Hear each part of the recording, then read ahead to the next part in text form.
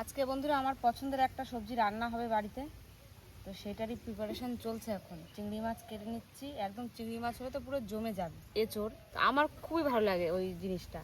আমার মাছ মাংস অনেকটা বেছে বেছে খেলেও সব মাছ বা সব মাংস আমি খাই না, কিন্তু সবজিটা আমার কোনো না নেই। আমি সমস্ত রকমের সবজি খেতে ভালোবাসি এবং খাইও। তো তার মধ্যে এটাও আমার একটা খুব প্রিয় সবজি। চিংড়ি মাছ দিয়ে জমিয়ে রান্না করবো এঁচোড় চিংড়ি আজকে। তো আপনারা পুরো ভিডিওটা দেখতে থাকুন। সকাল সকাল আজকে ঘরের অনেক কাজ বাজ হয়েছে, ঘর বাড়ি সব পরিষ্কার করা হয়েছে। পয়লা বৈশাখ এসে গেছে। আমাদের গ্রামের দিকে পয়লা বৈশাখ আসলে সবারই ঘর বাড়ি ঠাড়িগুলো একটু সবাই পরিষ্কার করে, আর দুর্গাপুজোর সময় টময় এমনি তাছাড়াও টুকটাক হয়। এই সময়টা একদম স্পেশাল, মানে হবেই। তো ওই জন্য করে ঠরে গায়ে একটু ধুলোবালি লেগে গেছে। আমি ভাবছি একবারে মাছ কটা কেটে তারপরে স্নান করে এসে রান্না বসাবো। এই যে চিংড়ি মাছ, এই যে এগুলো হচ্ছে সেই চাষের ভেনামি চিংড়ি। কিন্তু বন্ধুরা আমাদের এদিকে তো এখন নদী বন্ধ হয়ে গেছে 3 মাসের জন্য। এই সময় তো মাছেরা সব মানে তাদের ডিম থেকে বাচ্চা ছাড়ে, ওই জন্য এই সময় নদী 3 মাসের জন্য বন্ধ থাকে। তাই এই 3 মাসের মধ্যে বাচ্চাগুলো একটু একটু বড়ও হয়ে যাবে, মাছের বাচ্চাগুলো, তখন আর অসুবিধা হবে না। নাহলে তো এই সময় যদি নদী খোলা থাকে তো ওই সব মাছ, ছোট ছোট মাছ বা যাদের পেটে ডিম আছে সেই সমস্ত মাছ পড়বে, নদীর মাছের সংখ্যা তো কমে যাবে। ওদের তো বংশ বিস্তার করার জন্য সময় দরকার। এই 3টে মাস অনেক পরিবারের একটু কষ্ট হয়, কিন্তু এই সময় আবার ওই মহলে চলে যায় সবাই, মানে মধু কাটতে যেটাকে বলে। এখন এই যে মধুর সিজন আসছে, আর কয়েকদিনের মধ্যে কিন্তু সুন্দরবনের একদম খাঁটি মধু, মানে নতুন এবছরের মধু পাওয়া যাবে। এগুলো কি ঘেরে ঠেরে চাষ হয় না কি গো এই মাছ? ছোট ছোট বাদ করে তো খাবার দিয়ে চাষ করা, ওই জন্য এদের ওই যে পিঠের এখান থেকে যে শিরাটা থাকে ওর মধ্যে বড্ড মানে খাবার ভরা থাকে, এদের নোংরা ভরা থাকে। নদী চিংড়িতে কিন্তু অত একটা বেশি থাকে না।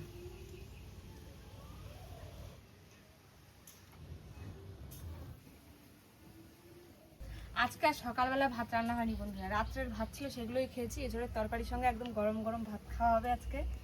ভাত তুলে দিয়ে এইবার এঁচড় টেচড় কেটে রেডি করবো, আর মশলাপাতিও যা যা লাগবে সব। এঁচড় কাটতে তো হাতে যা কষ লাগে, তেল মেখে নেবো ফার্স্টে। আর এই দেখুন, বলেছিলাম না আমাদের এখানে এঁচড়ের কোয়ালিটি দেখেছেন? এই ঘুরে ফিরে আস্তে আস্তে আমাদের ঝড়খালি এর গায়ের কালার চেঞ্জ হয়ে গেছে। আগে আলু, আদা, রসুন, পেঁয়াজ এগুলো সব কেটে নিচ্ছি, তাহলে এঁচড় বটিতে ছোঁয়ালেই বটি একদম আঠা আঠা হয়ে যাবে। যেন আগে এইগুলো কেটে নিই, তারপরে সবার শেষে এঁচড় কাটবো। যেরকম সাইজ করে আলু কেটে নিচ্ছি, আদা, রসুন, পেঁয়াজ সব এখন ছুলে নিচ্ছি, নিয়ে তারপরে এগুলো ভালো করে বাটবো। আর বন্ধুরা গরমের সময় তো এরকম একটা ফাঁকা ঘর, আর সামনে আমাদের খাল, তো জলের একটা ঠান্ডা ঠান্ডা হাওয়া আসে, খুব ভালো লাগে। এই বসে রান্না করছি দেখুন, গরম কিন্তু ভালোই, বাইরে গেলে গরম, ভীষণই গরম রোদ্রে, কিন্তু এই ঘরের মধ্যে বসে কি সুন্দর যে ঠান্ডা লাগছে। হাওয়া আসছে দক্ষিণ দিক থেকে, একদম দক্ষিণ দিকটা আমাদের ফাঁকা, সুন্দর হাওয়া লাগছে। আর জলের হাওয়াটা ওই জন্য বসে বসে রান্না করছি, বেশ ভালোই লাগছে। কিন্তু শুকনো মচমচে কাঠ হলে এরকম ভাবে বসে বসে রান্না করতে কিন্তু মজাই লাগে। অনেকে ভাবতে পারে হাওয়ায় উনুন নিভে যায়, উনুন নিভে যায় না, উনুন নেবে না। কিন্তু তুই হাতে ভালো করে সর্ষের তেল মেখে নিয়েছি, এবার এঁচড় কাটার পালা। এঁচড় আমার সত্যি খুব ভালো লাগে, কিন্তু এই সিজনের সময় আসলে হয়তো 2-3 বার খাওয়া হয়, তার বেশি আর খাওয়া হয় না। জলের এমন সংকট আমাদের এদিকে যে চাল ধোয়া জলটা পর্যন্ত ফেলছি না বন্ধুরা, কি বলবো আর। চাল ধোয়া জল কি করছো, ফেলছো না? তা এটার আঠাটা ধোবো বলে রেখে দিয়েছি আমি। ছোট ছোট পিস পিস করে এর মধ্যে রেখে দিই।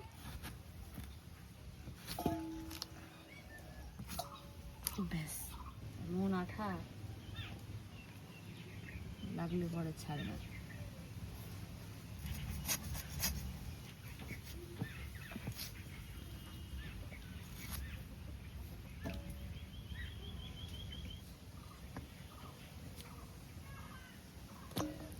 এঁচড়ের সাইজ কিন্তু একটাও এক সাইজই হয়নি, সব আলাদা আলাদা রকম সাইজ হয়েছে। ঠিক আছে, ঠিকই তো আছে, মানে কোনোটা ছোট কোনোটা বড় এরকম ব্যাপার হয়েছে।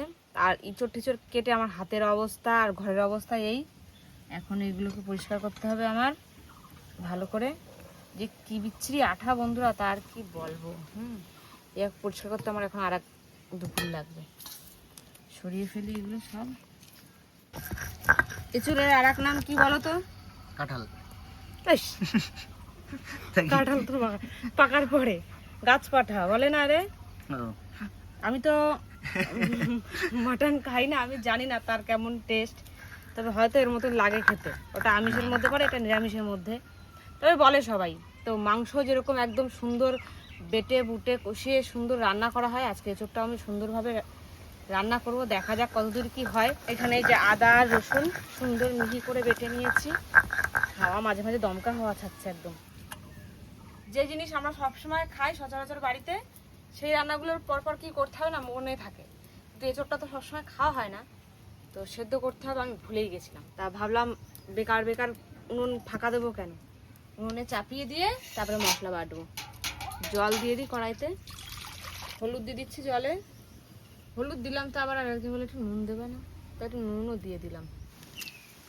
এই এঁচোড় কাটার গামলা বাটি আজকে সাবান দিয়ে না, আমি যেমন হচ্ছে তেল দিয়ে মাছ ধরি।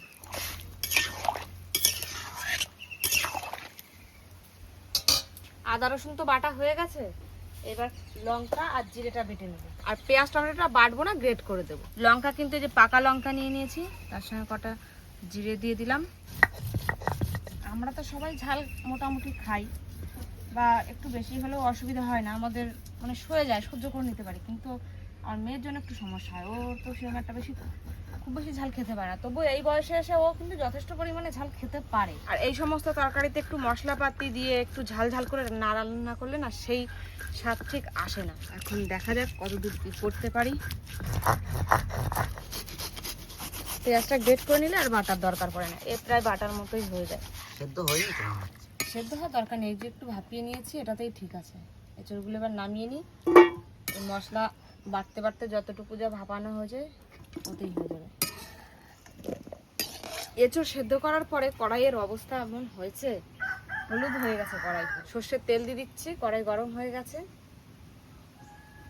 তেল গরম হয়ে গেছে, চিংড়ি মাছটা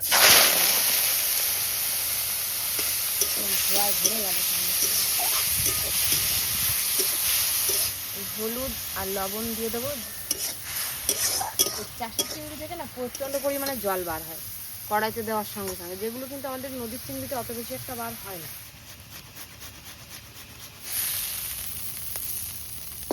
চিংড়ি মাছ যখন গোটা গোটা ছিল, মানে কাটা হয়নি, তখন দেখে কতটা লাগলো, কাটার পরেও মোটামুটি, ভাজার পরে এবার কোন দিকে হয়ে গেছে। এবার এঁচড় ভাজবো, এবার ভাপানো এঁচড় ভেজে নেবো। লবণ হলুদ তো দেওয়াই রয়েছে সঙ্গে, ওই জন্য কিছুই দিলাম না, শুধু তেল দিয়েই ভেজে নেব। সব কিছু ভেজে তারপরে রান্না করতে হয় এঁচড়ের। আলুটাও ভাজতে হবে। আবার তেল, এখনো আরো একবার তেল দিতে হবে।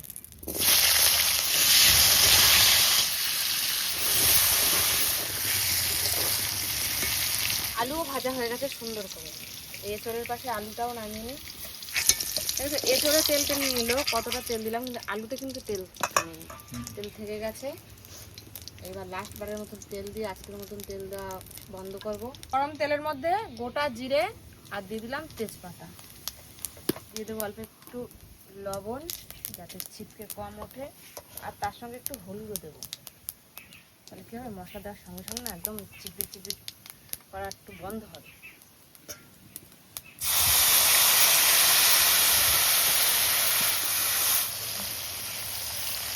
অল্প আঁচে আঁচে মশলা কষিয়ে নেব। তখন তো তেলের মধ্যে একদম অল্প করে লবণ আর হলুদ দিয়েছিলাম যাতে মশলাটা দেওয়ার সঙ্গে ছিটকে না ওঠে। এখন পরিমাণ মতো দিয়ে দেবো, একটু লবণ দেবো। হাতের মধ্যে অল্প একটু চিনি নিয়েছি একদম, এই দেখুন এটুকু মশলার সঙ্গে দিয়ে ভালো করে কষিয়ে নেব। দেখা যাচ্ছে না চোখে, এই মশলার কালারটাও ভালো হবে আর স্বাদটাও সব দিক থেকে পারফেক্ট হয়ে যাবে। যদিও তরকারিতে আমি সচরাচর চিনি দিই না, আজকে একটু দিতে ইচ্ছা হলো। মশলা কষানোর সময় থেকে কিন্তু সেই ইঁচড়ের তরকারির যেমন গন্ধ হয় না, সেই গন্ধটা পাওয়া যাচ্ছে। একটুখানি টক দই হলে জমে যেত বন্ধুরা এর সঙ্গে, কিন্তু যেটা নেই সেটার কথা ভেবে চিন্তা করে লাভ নেই, যা আছে এটা দিয়েই সুন্দর বানাতে হবে আমাকে। ভাজা চিংড়ি মাছগুলো দিয়ে দিচ্ছি।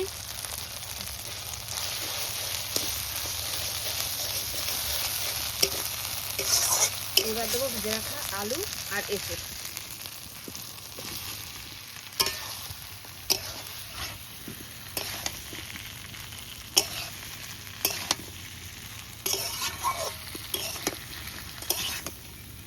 সব কিছুর সঙ্গে ভালোভাবে কষানো হয়ে গেছে। আছে, মশলাপাতি দিয়ে দেখছেন একদম রেডি। এইবার আমরা জল দিয়ে দেবো।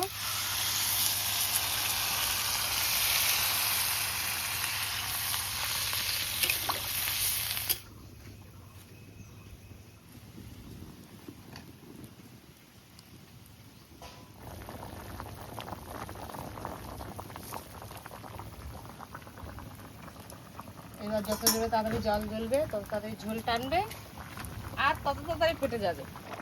মনে হচ্ছে হয়ে গেছে প্রায়। হ্যাঁ, ঝোল টোল টেনে এসেছে, হয়ে গেছে। গরম মশলার গুঁড়ো দিয়ে নামিয়ে দেবো। এবার গরম মশলার গুঁড়ো দিয়ে দিচ্ছি। একদম রান্না রেডি। আজকে যে তরকারিটা একটু খেয়ে দেখবা। অল্প করে দিও। ঝোল বানাতে তুমি মানা করেছো, তোমার ঝোল লাগবে। খেয়ে দেখ কিরম হয়েছে, ঝালটা হয়েছে, কম আছে না বেশি হয়েছে? এঁচড় তো আমার খুব ভালো লাগে, ওই জন্য আমি একটু এঁচড় দেখে দেখে বেশি বেশি করে নিচ্ছি। তাহলে তো ভরে ফেললে বেশি বেশি করে নিতে নিতে, হ্যাঁ না? ওই জন্য তুমি ভাত অল্প করে নিয়েছো। কিন্তু বিশাল গরম, খেতে পারবো না এক্ষুনি। তাহলে শুরু করি নাকি? আমার অলরেডি অর্ধেক খাওয়া হয়ে গেছে। অর্ধেক? কি বলো? ভালোই তো হয়েছে, টেস্টি। যা মশলাপাতি দিয়েছি সবটাই তো বেশিরভাগ বেটে দিয়েছি, ওই জন্য কিন্তু ঝোলগুলো অতটাও গাঢ় হয়নি, মানে যে রিচ ব্যাপারটা খুব একটা বেশি আসেনি। বাড়ির জন্য ঠিক আছে, খেতে কিন্তু অসাধারণ টেস্ট হয়েছে। এত সুন্দর হয়েছে, দারুণ টেস্ট লাগছে খেতে। এই যে তরকারি যদি আমার গামলা ধরে দিয়ে দেওয়া হয় আর কোনো অসুবিধা নেই, একদিনে হয়তো খেতে পারবো না। একটা জিনিস কিন্তু একটু মিস হয়ে গেল। কি? চিংড়ি মাছটা ঠিক মনের মতো হলো না। এসব বড় বড় যে তরকারির সঙ্গে চাপড়া, একটু বড় চিংড়ি হলে ভালো হয়, কিন্তু এই চিংড়িটা একদম যখন গোটা ছিল তখন তো বড় বড়ই দেখাচ্ছিল, কাটার পরে আর ভাজার পরে ছাল নেই না, আর ভাজে শুকায় গেছে। এই দেখো, এই যে টেস্ট হয়েছে দারুণ। চিংড়ি মাছটা বড় হলে আমার কাছে এই চিংড়িটা দেখো, এই যে কিন্তু গোটা অবস্থানটা বড় ছিল। ভালো কাজ করছি। ওই কাঁঠালগুলো ভাতের সঙ্গে ধরে ধরে খেয়ে নাও। আজকে বন্ধুরা সবার ফার্স্ট আমার খাওয়া শেষ হয়েছে, অন্য দিন আমি সবার লাস্ট থাকি। সবাইকে দিয়ে টিয়ে তারপরে বসেছি, তারপরেও আমার খাওয়া মানে ফার্স্ট হয়েছে। তার মানে বুঝতে পারছেন কতটা মানে ভালো লাগলে সে এত তাড়াতাড়ি খেতে পারে। মাছ মাংস যেমন তেমন, ওর মধ্যে অনেক কিছু বেছে বুঝে খাই, কিন্তু সবজিটাই আমার কোনো না নেই। তো যাই হোক, ভিডিওটা আজকের মতো এখানে শেষ করছি। কেমন লাগলো আপনাদের অবশ্যই জানাবেন। আর এই সিজনে কে কতবার এঁচড়, মানে সবার তো অনেকবার খাওয়া হয়ে গেছে, আমাদের এই প্রথম, বলতেও মানে কেমন লাগছে।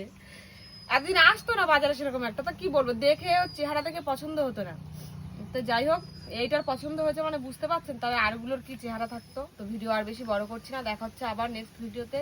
ততক্ষণের জন্য সবাইকে টাটা, সবাই ভালো থাকবেন, সুস্থ থাকবেন, আর চ্যানেলটাকে সাবস্ক্রাইব করে দেবেন। ভালো লাগলে ভিডিওতে একটা লাইক করে যাবেন। টাটা।